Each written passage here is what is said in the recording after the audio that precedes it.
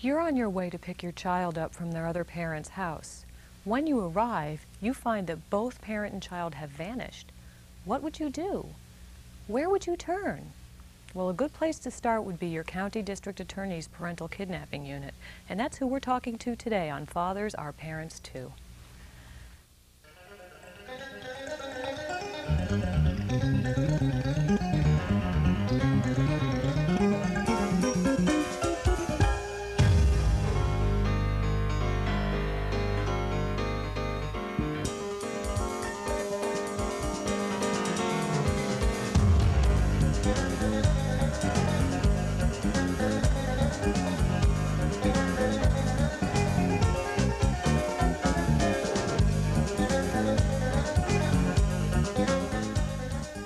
Welcome to Fathers Are Parents Too. We're here today with two people who work in the Santa Clara County, California District Attorney's Office in the Parental Kidnapping Unit.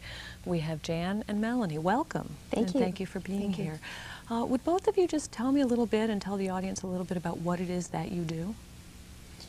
I'm a Deputy District Attorney, and I head up the Parental Kidnapping Unit in the District Attorney's Office. So I spend my time looking at cases, working on cases with the investigators, and making decisions whether or not how we should handle the case, whether or not we should go right for prosecution. I also prosecute cases that we do issue and get warrants in. But many of our cases are handled, most of our cases in fact, are handled without the necessity of having to prosecute. That's a good thing. That's good. And then Melanie, you're actually you're the lead investigator, I believe, is that correct? Yes, I'm the lead investigator in that unit, and I'm a criminal investigator with the District Attorney's Office. And I do the investigation of the parental kidnapping cases that come into our office. So are you the one then, or someone working under you would be the one to actually go try to find the child, is that Yes, correct? That's correct. In our county, the investigation unit works very similarly to a detective division in a police department. Meaning? Meaning that when we have our case, we start our case up, then we investigate that case to determine, number one, if we in fact have a crime, and number two, what can be done to resolve the problem or to refer the person to an agency or an attorney or whomever they need to go to handle their problem. So we handle civil problems as well as criminal problems to some small extent. Okay, now she mentioned if there in fact is a crime, and is there an outline, sort of a format that cases fit? Either it is, so I think everyone thinks that if the child has vanished, a crime just de facto has been committed, and that's not always the case. So when is it criminal and when isn't it, and how does the way you handle those two types differ? You can't really draw a bright line. A lot of times, technically, the taking of a child is a crime. But some of the things that we have to look at in order to actually charge a crime, we have to be able to prove a number of what they call elements beyond a reasonable doubt to a jury. So that's one of the things that I have to look at immediately if I'm determining whether or not to issue a complaint in a case. One of the big elements is whether or not there's the intent to deprive the other parent of their right of custody or visitation. Okay. And in the move-away type cases, and in other cases, maybe people have just gone on vacation, there are a number of things that happen where the intent to deprive the other parent of the right to custody or visitation isn't present, or is so difficult to prove that it would not be the appropriate way to handle at that time to issue a criminal complaint. So that might be a case where say the custodial parent says they're moving to be closer to family, but really they're doing it to frustrate the timeshare of the other parent, but how can you prove that? Is that the sort of situation you'd be? That is certainly one of the ones that you have to really take a good hard look at. What we try to do in our unit is we try to think about the children. And it's so important for children to have both parents in their lives. So when one parent unilaterally makes a decision to remove the other parent from the child's life, what they're doing is they're harming their child in just immeasurable ways. So we're always trying to look to see what's the best way we can get involved to facilitate that child getting both parents back in their lives. Now, I think most people, when they hear about a parental kidnapping, they think of the non-custodial parent who's taken the child and fled. But are there cases where it's actually the custodial parent who is the one who's done the quote-unquote kidnapping? Yes. And how does that play out? What are the sorts of situations that would lead to that? Because most people, I think, oh, I have custody, you know, I can do what I want. Well, in California, the law states, the Penal Code section states that a parent who's deprived the other parent of custody or visitation can be a crime. And so we investigate our cases the same way. If one parent's deprived the other parent of the child, then we investigate to determine, you know, why it's happened and how it's happened, and then to try to resolve those issues. Is there a certain level they have to meet when it's timeshare or visitation frustration? I mean, if they just are gone and one visit's missed as compared to 30, or they've left the state and it's obvious they're not coming back, I would assume that's sort of that's more bright line, as you use that term. It depends on the determine totality of the circumstances. Okay. It depends on other factors also. You may have a parent that may have a drug abuse problem or an alcohol problem or other problems that where the child might be in danger. Mm-hmm. And of course, any time the child's in danger, it would certainly escalate your level of concern. But you know, we're concerned about all kids, and we try to determine all those things on a whole as to what's happening with all the factors in the case. Now, do you have a sense of, with a parental abduction, is it the majority of cases that the abducting parent is willfully going away and perhaps hiding, and it really is intentional, or is that the minority of the cases in your experience here? I don't believe that I would classify it as the majority of cases. I think in a lot of cases, you have a situation where people don't really maybe stop to think about what they're doing. They just think, well, I have the child, or I need the child, or I want the child, and I'm the parent, and it's better for the child for me to do this. Back in the background of their mind someplace, they are recognizing that what they're doing is depriving the child of the visit with the other parent or the custody from the other parent. Sometimes, though, they make a unilateral decision that this is better for the child. The intent is still there, but it's different from the willful, I'm not going to let you ever see this child again. And then, of course, we do have the situations where perhaps one parent hasn't had a great deal of contact with the child, and the custodial parent has to go on with his or her life, and they just move, and the other parent kind of just fades away. And you know, who knows for what reasons. Sometimes it's difficult for people to keep in contact because of emotional reasons, because of financial reasons, distance. So they run the gamut. And I'd like to add too that in our county, at least our experience has been that the criminal complaints that we file in our county are very small compared to the number of cases that we actually open. So we feel fairly satisfied that we're able to resolve the great majority of those cases without issuing an arrest warrant and having a parent arrested for taking the child. Again, it's, you know, whatever is in the best interest of the child. Can you take us through sort of I'm sure every case is different, but if there's sort of a general pattern they run for you from the moment you receive them to say, one that's successfully concluded and the child's recovered and whatever happens to the parents happens to the parents. Can you sort of model that for us? Well, if there is an emergency situation where the parent feels that the child has been abducted and the other parent is fleeing the jurisdiction, we always suggest that that parent call the police department, their local police department, even call 911 to get things moving, because the police officers have tools at their disposal to help them to recover that child and stop the situation and stop the emergency. When somebody opens a case in our office in Santa Clara County, they have to fill out our paperwork, which is an actual police report, and then we interview them and require that they provide us with certified copies of their court documents, if they have any, and then we begin our investigation. So, you know, we begin our investigation to try to determine all the peripheral factors, as I mentioned before, and we like to try to contact that other parent first to find out what that parent's side of the story is, because every story has two sides, and that better helps us to handle the case and determine the best way, you know, to handle it and go forward with it. Normally what we would do would be to tell that other parent, you know, you can't do this, it can be against the law, you can be in trouble for doing this, serious trouble, and then try to get all parties back to the family court to resolve it in family court and to de-escalate the situation. So does that mean then that the other parent would actually come back if they'd gone out of state? Does that happen, or is that more often the case if they're still within the county boundaries, say, or? It just depends.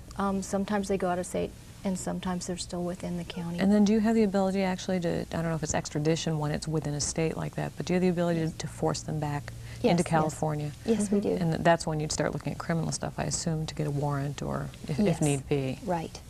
And is that the minority of the cases where you need to do that? You said that very few of them really resolve with criminal. It is the minority of the cases. We get people back from other states, even states as far away as Alaska and Hawaii. When we contact them, talk with them, make them realize the ramifications of what they've done and the fact that what they've done is a crime and they can be prosecuted, a great many of them decide to come back on their own. We've gotten people back internationally as well.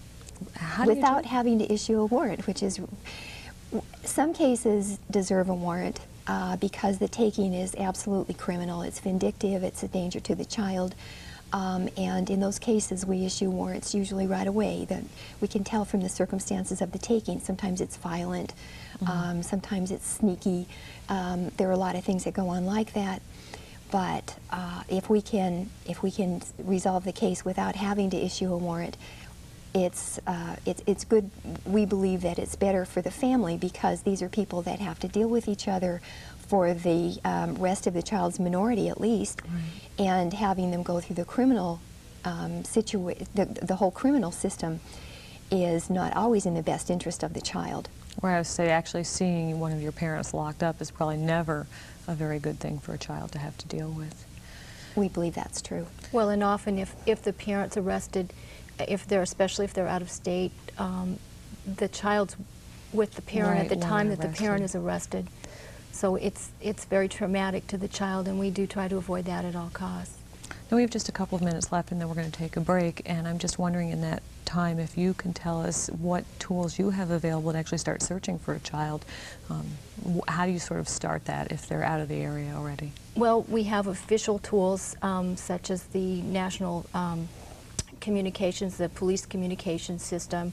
We can check Department of Motor Vehicles and employment records. We can check most state databases, but we can also check federal databases.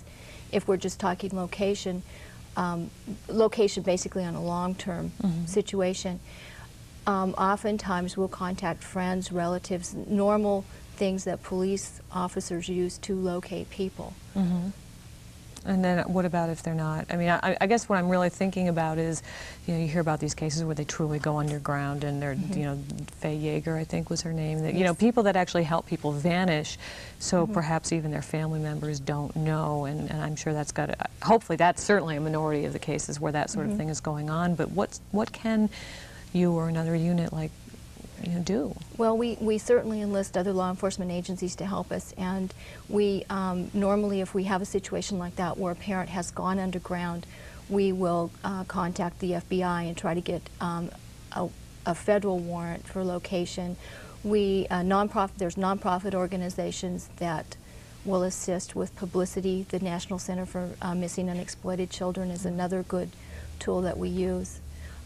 Basically, we have to be very creative and do whatever we can, which we try to do that. Now you said that, you mentioned that the number of cases you file as criminal cases is actually very small, and I'm wondering, do you also have figures or have a sense of the number of cases generally that you see here? Is this area pretty much, you know, the average for nationally, or are there a lot more abductions going on here or less, or are there figures that you can? Did you want to answer that, Jane? Well, there are probably not more abductions going on here than other places, but because California is unique in the United States with a system that mandates district attorney's offices to get involved to help the courts locate and recover missing children and parents, it gets a lot more attention in California because we have a whole unit in the district attorney's office that's dedicated to this particular problem. We last year we handled about 400 cases, and in terms of the criminal cases that we actually issued, we probably issued about 10. Wow. Probably. And of those 400 that you handled, do you have a sense of the percentage that resulted in a recovery? I think our percentage is probably around 95. Really? Yes. Yes, we recover a lot of children. That's wonderful. And the actual cases that we open don't reflect the number of people that we talk to, the phone calls that we make, or the screenings that we do, or the referrals that we make. So that's all ancillary stuff that you're just helping people out. That's wonderful. We're going to take a break now, and when we come back, we will have questions for you from the audience. Okay, thank you. We'll be right back. I'm a dad and a member of FREE, the Father's Rights and Equality Exchange. Most dads out there would love to spend more time with their kids, to be a real part of their lives. FREE wants to change the notion that all divorced dads are irresponsible, because most of us are dads who are responsible and we're working for a chance to share the parenting. If you want to learn more, please call us at 1-500-4DADS. That's 1-500-4DADS. And remember, fathers are parents too. Welcome back to Fathers Are Parents Too. We're here today with Jan and Melanie from the Santa Clara County District Attorney's Office Unit of Parental Kidnapping. And we have some questions for Jan and Melanie from the audience. Yes. Yeah, I understand your unit is rather unique around the country, Parental Abduction Unit. What makes the need for that here, and why do you have a different system than other states do? Is that clear? Sure. Okay. Back in about 1977, the legislature decided that, became really aware that parental kidnapping is a form of domestic violence, it is a form of child abuse, and it's very damaging to the children as well as to the left behind parents.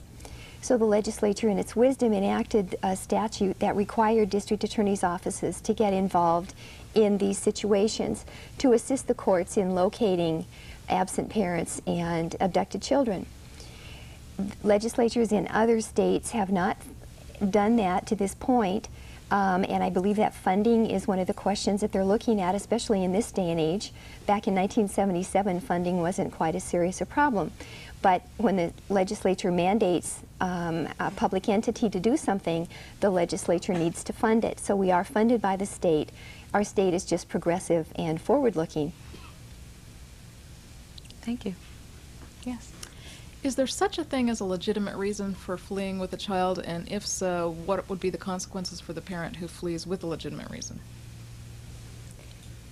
Well, from our standpoint, of course, we like to investigate things and make sure there's a legitimate reason.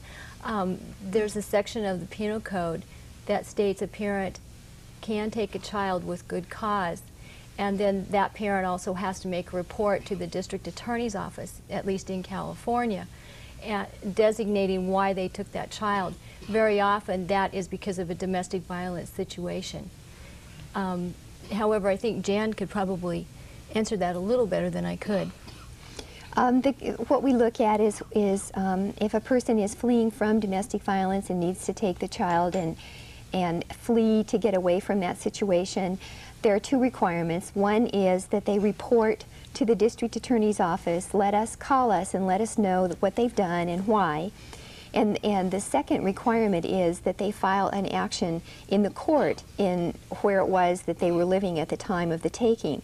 If they do those two things, then they've complied with the requirements of the law, and that is a legitimate excuse and defense against a charge of parental kidnapping, should one be issued.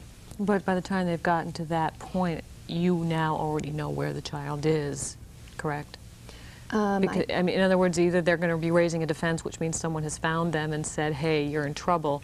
So at least, again, the child's been found either way. That's if a case has been issued, right. And then we find out later that there was domestic violence or that there was child abuse, some reason to take the child and flee. We have to look at whether or not that's legitimate, whether or not, then you're looking at the necessity defense, which is a defense in California that if you can establish the elements of that, which is essentially there really was nothing else you can do. It was reasonable. You recognize that you're committing a crime, but you think the crime that you're fleeing from, removing the child from, is so far worse, and there's nothing else you can do. But there has to be literally nothing else that you can do for it for that defense to work. You know, if you can report to the authorities, if you can make police reports, all those things need to be done first, and then if there's no recourse, then it's a legitimate defense. So it really has to be the very last resort. Absolutely. And oftentimes, practically speaking, the parent who took the child would make a report to the district attorney's office, and the other parent would make a report to a local police department saying, you know, my spouse is missing with the child. And that way the police departments can contact us and we can match those parents up and try to get them into family court to resolve their problems. That's good, so there's cross-checking. Yes. Okay, we have another question. Yes, I'm sure there are a variety of motives for a parent to abduct their children, but is there a common theme that you find in most of these cases as far as motives or Power, something? revenge, and control would be the three things that I could tell you. Anything else? I think someone may have asked this, but what's the breakdown of genders in these cases? Fathers versus mothers taking their children, so forth. Generally, it breaks down just about half and half, at least in our experience. Well, they've done some studies that pretty much bear that out. So that's not just in your area, but you mean studies on a national level? Is that pretty Yes. much the case? Yes. And then how about, does it break down between custodial versus non-custodial abduction or kidnapping? I don't recall any statistics with regard to that particular issue, but parents with a right of visitation versus parents with a right of custody, it works out to be about half again. So it can be the case then again that a custodial parent leaves and they're still breaking the law even though they have custody. That's correct. And about, in your experience, half the time that's the case. That's correct. That's interesting. So Okay. because what they're doing is depriving the other parent of the right to visitation. Raise that camera real quick. Now, is that how that is in all states, that's against the law also? Do you know? I'm not familiar enough with the statutes of the various states to comment authoritatively about it, but there are some states where the requirements or the elements of the crime are different from ours and much harder to prove. Okay, thanks. We have another question.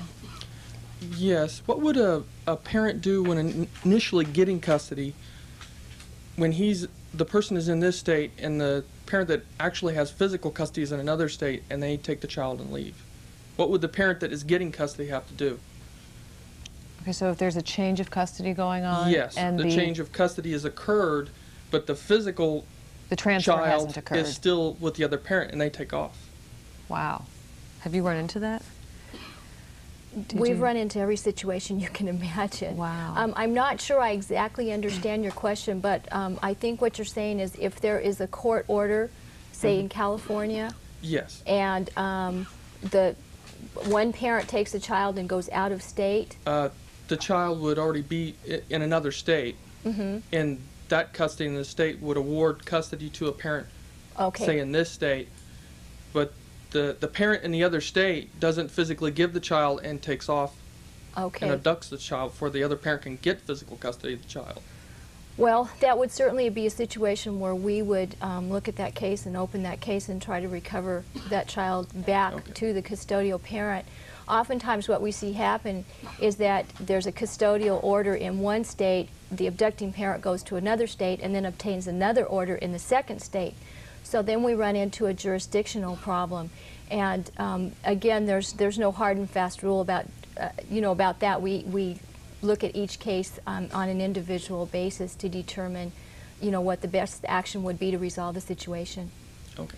If I could just jump in, the various counties in California, the district attorney's offices have pretty much, for the most part, agreed that where the left-behind parent resides is the district attorney's office that will handle the case.